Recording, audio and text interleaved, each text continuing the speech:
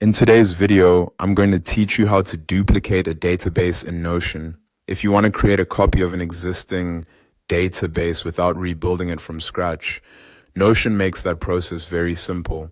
Duplicating a database is useful when you want to reuse the same structure, keep the same properties and layouts, or create a backup version before making major changes.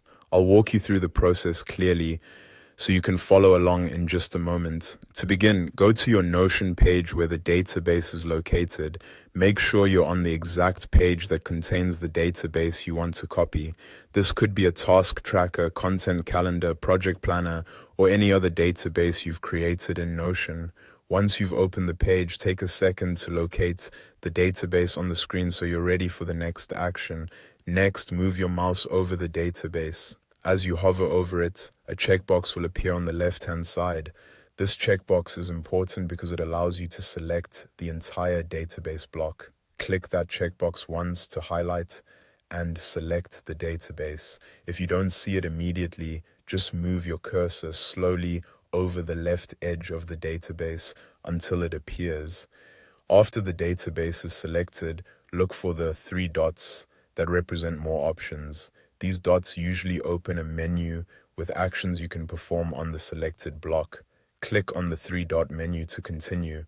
This is where Notion gives you additional controls for managing that database.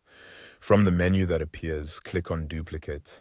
As soon as you do that, Notion will create a copy of the database for you. In most cases, the duplicated version will appear right near the original, so you can easily find it and start working with it right away. Once the duplicate is created, you can rename it, move it to another page, or customize it however you like while keeping the original untouched. That's especially helpful if you want to experiment with a different setup or create a template version for future use. And that's it. That's how to duplicate a database in Notion quickly and efficiently. If you're following along, you should now have a copied version of your database ready to use.